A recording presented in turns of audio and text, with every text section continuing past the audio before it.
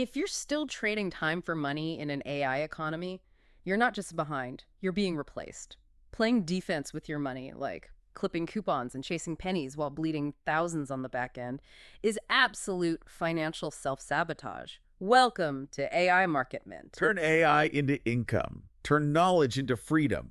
Your digital HQ for smart wealth creation. Listen, we have to talk about the massive delusion happening right now with how people manage their capital. Everyone thinks they are being, so financially responsible because they spend 45 minutes hunting down a discount code online. Right, just to save $12 on a pair of shoes. Exactly. It gives them this massive rush. They feel like a genius. But mathematically, I mean, they are completely destroying their future. It is the ultimate fake productivity loop. And it's incredibly dangerous because of the biology behind it. Mm. When you get that $12 discount, your brain receives a tangible hit of dopamine. Oh, for sure. It registers as a victory. Yet you genuinely believe you are managing your finances, but in reality, you're just managing your anxiety. You are exhausting your daily decision-making battery on variables that literally do not matter. It's a scarcity mindset masquerading as discipline. Think about the basic mathematics of leverage here. If you focus intensely on cutting minor expenses, your absolute maximum return is permanently capped by those tiny amounts. It's a low ceiling. Exactly. If you save $3 on a coffee, your absolute ceiling of success for that hour of mental effort is exactly $3. It's a fundamentally broken way to operate. You cannot penny pinch your way to generational wealth. It has never worked historically, and it mathematically will not work in an economy where artificial intelligence is actively commoditizing average labor. No, it won't. You have people who are terrified about the rising cost of a monthly streaming service, while their entire professional skill set is being devalued to zero by machine learning. It's a catastrophic misallocation of focus. If you take that exact same mental energy, the spreadsheets, the coupon hunting, the stress, and apply it toward increasing your earning power with AI tools, the ceiling becomes practically infinite. But wait, I have to play devil's advocate here for a second. Yep. Isn't telling people to stop sweating the small stuff incredibly dangerous advice? I mean, especially for someone drowning in debt. I get why people think that, yeah. Because society actively applauds the coupon clipper. Your family thinks you're incredibly responsible because you buy off-brand cereal and skip the delivery fee. If someone is living paycheck to paycheck, telling them to ignore the $8 pizza delivery charge sounds completely irresponsible. It sounds irresponsible only if you misunderstand the goal. It is not about ignoring your finances. It's about the 80-20 rule. 20% of your financial decisions dictate 80% of your net worth. Right. The problem is that society rewards you for playing a small, insignificant game. Playing defense with your money, trying to shrink your life to fit a fixed income, it forces you into a defensive posture. It literally narrows your cognitive field of vision. It makes you hyper-focus on the wrong things. Exactly. When you are constantly stressed about the micro, you do not have the mental bandwidth to step back and look at the macro trends shifting the ground beneath you. So if this hyper-focus on the micro is so destructive, and if playing small actively prevents you from building leverage, why do incredibly smart people default to it? I mean, it's not human nature to purposely fail. No, it's not human nature. It's a conditioned response. Yeah. We are dealing with the psychological hangover of the industrial schooling system. The factory worker mindset. Yeah. That entire educational framework was built over a century ago to create compliant workers. It was designed to train you to manage a fixed weekly paycheck. It conditioned you to view your salary as a hard, immovable ceiling. Right. So you think the only way to get ahead is to spend less. Logically, if you deeply believe your income is fixed and cannot be scaled, your only available strategy for survival is to cut your expenses. The system never taught us how to deploy capital, it only taught us how to hoard it. Wait, capital deployment sounds technical. What does that actually mean for a normal person? Simple. It just means strategically placing your money where it will multiply instead of just sitting there. Imagine it like hiring employees. Every dollar is a worker, and you want to send them out to bring back more dollars rather than locking them in a closet. And that is exactly what the industrial model hid from the middle class. Following the post-war economic boom, the modern financial architecture was built to extract wealth from the working class through interest, while simultaneously convincing them they were building a successful life. The illusion of the American dream. Exactly. They handed the middle class the illusion of ownership, the house, the cars, the lifestyle, but it was entirely financed by debt. It's actually brilliant in a deeply cynical way. Because it keeps people distracted. Yes. The institutions feed the public this narrative of extreme frugality on the margins. They absolutely love it when you stress over the price of eggs, because if you are incredibly angry about grocery prices, you are entirely distracted from the fact that they are charging you 22% interest on your revolving credit card balance, or that your auto loan is bleeding your net worth dry. The banking sector mastered this misdirection. They built a system of institutionalized hidden fees, aggressive loan schedules, and variable rates. It's a maze. It is. The sheer mathematical complexity of these institutional debt traps causes average people to just throw their hands up. They get overwhelmed by the massive, terrifying numbers, and so they retreat to what they can understand. They retreat to the clearance rack. Which brings us to the psychological mechanism that actually causes the failure. It's a cognitive bias called the law of triviality. It's when people spend disproportionate amounts of time agonizing over tiny, manageable decisions as a subconscious defense mechanism against massive, terrifying macro risks. It's intellectual laziness disguised as diligence. Exactly. Let's talk about a guy I know. We'll call him Steve. Steve is a senior software engineer. He considers himself a highly analytical, rational guy. Steve will spend 4 hours on a Saturday running a custom script he wrote to optimize the gas fees on his crypto wallet, just to save fractions of a cent on a transaction. 4 hours for pennies. Right. He tracks all his monthly streaming subscriptions on a massive, color-coded spreadsheet. When he saves $8 on a pizza order by finding an obscure promo code, he feels like an absolute titan of industry. But Steve is an absolute disaster at macro capital allocation. Oh, a total disaster. Because while he was spending hours optimizing fractions of a cent, he completely ignored the massive variables.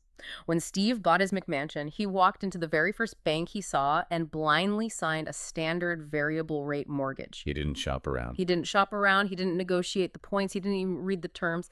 That single unoptimized decision is going to cost Steve hundreds of thousands of dollars in excess interest and potential rate hikes. Wait, amortization curve sounds technical. What does that actually mean for a normal person? Simple. It just means the schedule of how your loan is paid off, showing that in the early years, you are almost exclusively paying profit to the bank, not paying down your actual house. Imagine it like running on a treadmill. For the first 10 years, you are sweating heavily, but barely moving forward. And Steve doesn't want to look at the treadmill. He doesn't think about the hundreds of thousands of dollars in interest. He only thinks about the $8 he saved on the pizza. Because it's an immediate win. Right. His brain naturally prioritizes the immediate visible transaction over the long-term invisible compounding effect. The immediate win triggers his reward center.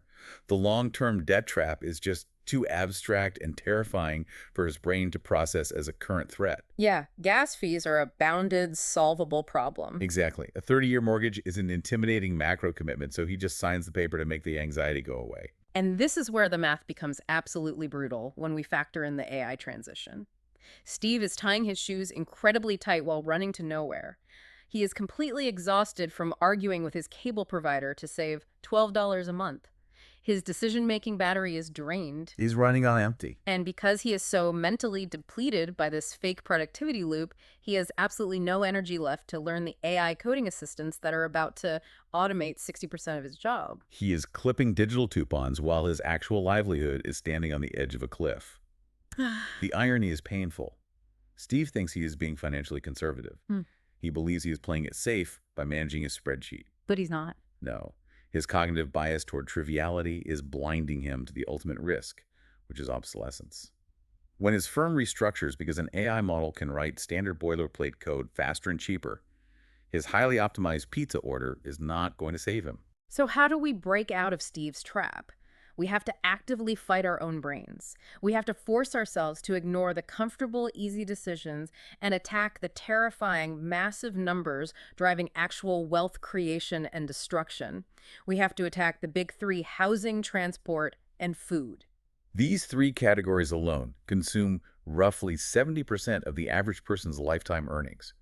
If you do not optimize the big three, you have already lost the game. Mathematically speaking. It is a mathematical certainty. No amount of canceled Netflix subscriptions will fix a fundamentally broken structural foundation. Let's start with transport, because this is where the middle class destroys their wealth with absolute precision. We tend to view cars as status symbols, or we just look at the monthly payment the dealer gives us. We almost never calculate the true cost of capital or the massive opportunity cost of that depreciating metal sitting in the driveway. Let's look at the reality of two different paths. Path A is the standard consumer trap. You finance a $40,000 car, you put nothing down, and you finance it over 72 months at an 8% interest rate. Which is brutal right now. Your monthly payment is roughly $700, but that is just the surface. Add in premium insurance, accelerated depreciation, and maintenance.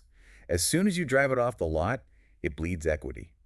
Over those 6 years, you are paying over $10,000 in pure interest alone. You are pouring your post-tax hard-earned capital into a black hole. Now, contrast that with Path B, which is the leverage mindset. Instead of the trap, you buy a reliable pre-owned vehicle for $20,000. You secure a 4% rate through a local credit union. Your payment is cut in half. Your insurance drops too. Your insurance drops. Your depreciation curve flattens out dramatically. By making this one optimized decision, you instantly free up $400 a month in pure liquid capital. And this is where we have to talk about the mechanics of opportunity cost. That $400 is not just cash saved. That is your seed capital. If you take that exact amount every single month and deploy it, your entire financial trajectory changes. Exactly. Don't just put it in a savings account. Deploy it into an S&P index, or better yet, use it to fund the API costs and service base for an AI automated side business. Yes, $400 a month in API credits is massive. It can run a localized language model that automates lead generation for local businesses. You take capital that was previously scheduled to be incinerated by bank interest and car depreciation, and you redirect it into a scalable software asset that works while you sleep. Over 10 years, that simple vehicle optimization generates hundreds of thousands of dollars in new wealth. Wait, yield drag sounds technical. What does that actually mean for a normal person?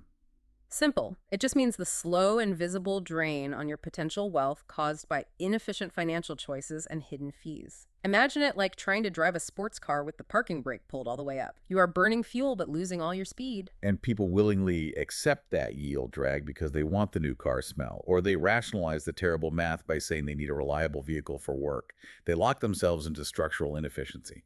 And housing is even worse. Oh, housing is the ultimate trap. It's a massive consumption item that people desperately try to justify as an investment.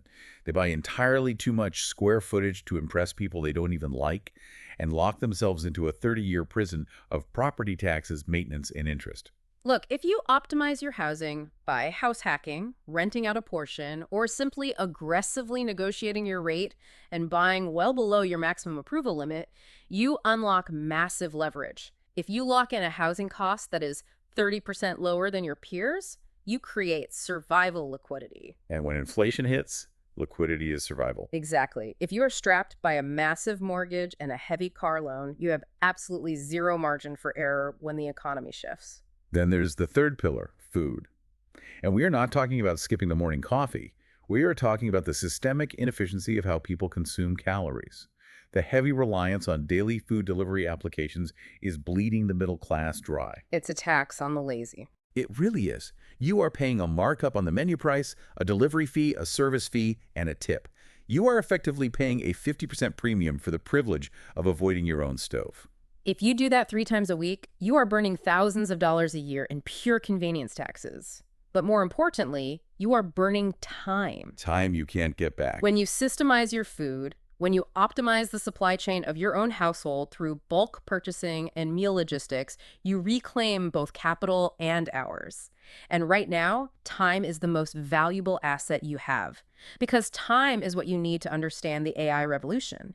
If you are spending hours stressing over grocery bills or waiting for deliveries, you are not studying the tools that are about to disrupt your industry. Fix the housing, fix the transport, systematize the food. If you ruthlessly optimize those 3 pillars, your financial foundation becomes virtually bulletproof. You can buy the expensive coffee.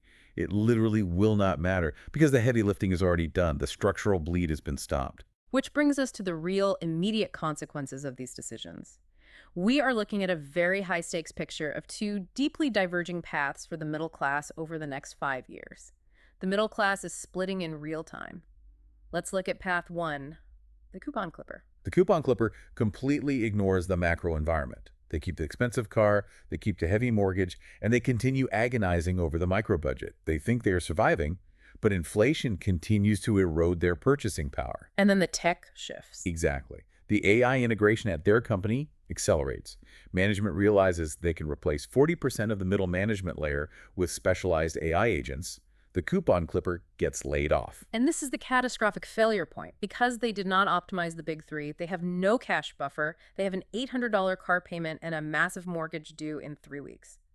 Panic sets in. They have no leverage. None. They are forced to take the very first job they can find, usually at a massive pay cut, just to keep the lights on. Desperate people make terrible financial decisions. They liquidate their retirement accounts. They pay massive early withdrawal penalties. They max out credit cards. It is a terrifying, rapid descent into poverty. Now, look at path 2, the 80-20 optimizer. This person aggressively downsizes their housing, systemizes their food, and trades in their depreciating liabilities. They instantly free up $1,000 a month and 15 hours a week of mental bandwidth. And what do they do with it? They deploy it. They subscribe to premium AI models. They spend their reclaimed weekends learning how to prompt, how to build custom automation, how to leverage machine learning to multiply their output. So when the corporate restructuring happens, the optimizer is not a victim. They are the architect. They are the one implementing the AI systems for their company, making themselves completely indispensable. They have built a digital infrastructure. They have absolute leverage. They dictate terms. Exactly. They are dictating their own terms to the market while the coupon clipper is begging for severance. I'm telling you, there will be no comfortable middle ground in 10 years. You either master the machines and the math, or you are managed by them. To actually land on path 2 requires an immediate, violent mindset shift. You have to divorce your ego from your expenses. Your car is not your identity. Your square footage is not your worth.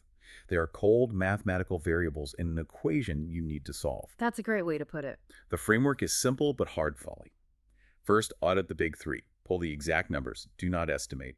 Second, attack the inefficiency. Call your lenders. Negotiate your rates. Sell the depreciating assets and restructure the debt. But listen, executing this audit using mental math or a manual spreadsheet is a recipe for failure. I mean, human willpower depletes. You need real-time visibility. You need software that aggregates your entire financial life into one clear dashboard and automates the defense. This is exactly why we use Rocket Money as the execution tool for this strategy. It connects to everything automatically. It finds the forgotten subscriptions, tracks the core expenses, and even negotiates bills down on your behalf. It handles the micro-optimizations in the background. It does the heavy lifting. Yeah, it fights the small battles for you, which frees up your mental bandwidth to focus entirely on the offensive strategy, building AI leverage, and increasing your earning power. We've put the official verified links in the pinned comment below. Don't go searching randomly and get scammed. Use the ones we've checked. Get the infrastructure in place today, audit your reality, and stop bleeding capital. If AI is actively commoditizing average labor, what happens when AI starts automating these financial optimizations for everyone? Where does the advantage go then? The window to act is right now. The tools are available, the math is clear, and the greatest wealth transfer in history is already happening. Optimize the foundation, build your leverage, and take control. Don't let the future leave you behind. Start earning.